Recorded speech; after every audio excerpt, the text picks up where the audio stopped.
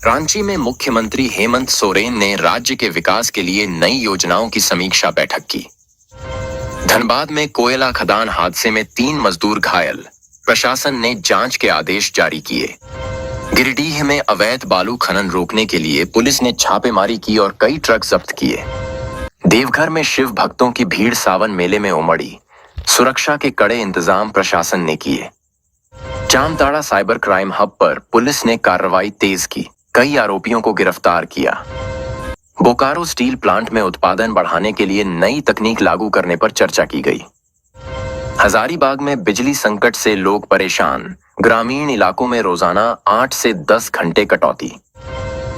चाईबासा में सड़क हादसे में 2 की मौत, मुख्यमंत्री ने शोक व्यक्त कर परिजनों को सहायता दी।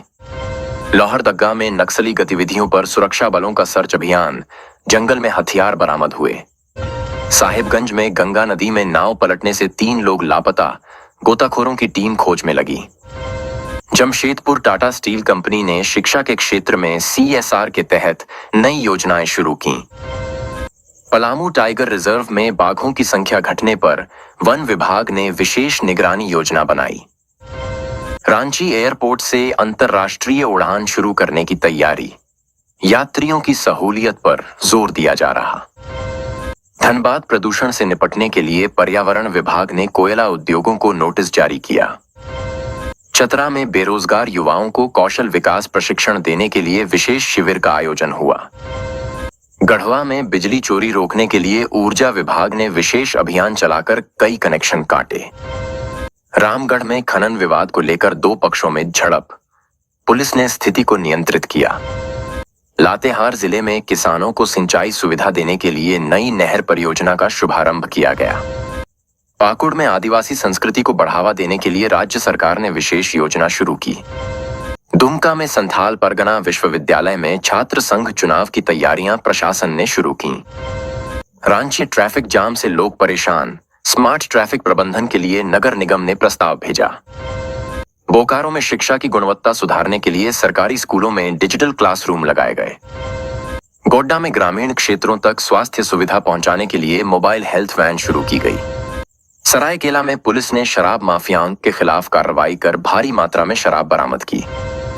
धनबाद रेल मंडल ने यात्री सुविधाओं के लिए कई स्टेशनों पर एस्केलेटर और लिफ्ट लगाने की योजना बनाई। गढ़वा में महुआ फल आधारित उद्योग स्थापित करने की योजना से आदिवासी किसानों को लाभ मिलेगा। खूंटी में ईसाई मिशनरी संस्थानों पर सरकारी योजनाओं के दुरुपयोग का मामला दर्ज किया गया। रांची विश्वविद्यालय में छात्रों ने फीस वृद्धि का विरोध किया और कुलपति कार्यालय का घेराव किया। देवघर एयरपोर्ट से घरेलू उड़ानों की संख्या बढ़ाने की तैयारी एयरलाइंस कंपनियों ने शुरू की। दुमका में सिंचाई सुविधा के अभाव में धान की खेती प्रभावित, किसान प्रदर्शन कर रहे। लोहरदगा में सरकारी अस्पताल में डॉक्टरों की कमी से मरीजों को इलाज में भारी दिक्कत। जामताड़ा में साइबर अपराधियों ने फिर किया बड़ा फर्जीवाड़ा, पुलिस ने 3 आरोपियों को पकड़ा। बोकारो में छात्रों ने रोजगार की मांग को लेकर सड़क पर उतरकर विरोध प्रदर्शन किया। पलामू में जल संकट से गांव के लोग परेशान, टैंकर से पानी सप्लाई करनी पड़ी। हजारीबाग झील के सौंदर्यीकरण के लिए नगर निगम ने विशेष योजना बनाई और काम शुरू किया। गुमला में किसान आंदोलन तेज, न्यूनतम समर्थन मूल्य बढ़ाने की मांग रखी गई। गिरिडीह में युवाओं को स्वरोजगार देने के लिए सरकार ने स्टार्टअप योजना लागू की। धनबाद रेलवे स्टेशन पर यात्री सुविधाओं की जांच के लिए DRM ने औचक निरीक्षण किया। चाईबासा में नक्सल प्रभावित इलाकों में सड़क निर्माण कार्य तेजी से शुरू कराया गया। जमशेदपुर में उद्योगपतियों ने निवेश बढ़ाने के लिए मुख्यमंत्री से मुलाकात कर योजनाओं पर चर्चा की। रामगढ़ में भारी बारिश से जनजीवन अस्त व्यस्त, कई जगहों पर पानी भरने से यातायात प्रभावित हुआ। दुमका में आदिवासी नृत्य महोत्सव का आयोजन हुआ, हजारों की भीड़ ने कार्यक्रम का आनंद लिया। रांची में 4G नेटवर्क की समस्या पर युवाओं ने सरकार से तकनीकी सुधार की मांग की। बोकारो स्टील सिटी में सफाई अभियान में नगर निगम ने रिकॉर्ड 100 टन कचरा उठाया। देवघर में बाबा बैद्यनाथ धाम में भक्तों की भारी भीड़, कतारों में 4 किलोमीटर तक श्रद्धालु खड़े रहे। जामताड़ा में महिला सेल्फ हेल्प ग्रुप को राज्य सरकार ने विशेष आर्थिक सहायता प्रदान की। लोहरदगा में ग्रामीणों को बिजली कनेक्शन देने के लिए विशेष शिविर आयोजित किया गया। गोड्डा में कोल पावर प्लांट के खिलाफ ग्रामीणों ने प्रदर्शन कर स्वास्थ्य पर चिंता जताई। गिरिडीह में कोयला परिवहन ट्रकों से सड़कों पर जाम, प्रशासन ने नए रूट बनाने की योजना बनाई। दुमका में स्कूलों में मध्याह्न भोजन की गुणवत्ता पर सवाल उठे, जांच टीम गठित की गई। साहिबगंज में गंगा किनारे हो रहे अवैध निर्माण पर प्रशासन ने कार्रवाई कर अतिक्रमण हटाया। लातेहार में नक्सलियों द्वारा लगाए गए बैनर पोस्टर हटाने के लिए पुलिस ने अभियान चलाया। हजारीबाग में विश्वविद्यालय परीक्षा में धांधली की शिकायत पर जांच समिति बनाई गई। बोकारो में बेरोजगार युवाओं के लिए रोजगार मेला आयोजित, कई कंपनियों ने भाग लिया। गढ़वा में महिला सुरक्षा को लेकर पुलिस ने विशेष हेल्पलाइन नंबर जारी किया। रामगढ़ में आंगनबाड़ी केंद्रों की हालत खराब, बच्चों को पौष्टिक आहार नहीं मिल रहा। रांची में विधानसभा सत्र के दौरान विपक्ष ने सरकार पर भ्रष्टाचार का आरोप लगाकर हंगामा किया। जमशेदपुर में सड़क दुर्घटनाओं पर नियंत्रण के लिए ट्रैफिक पुलिस ने सख्त नियम लागू किए। दुमका में सिंचाई परियोजना अधूरी रहने पर किसानों ने सरकारी कार्यालय का घेराव किया। सरायकेला में बाल मजदूरी रोकने के लिए श्रम विभाग ने कई बच्चों को मुक्त कराया।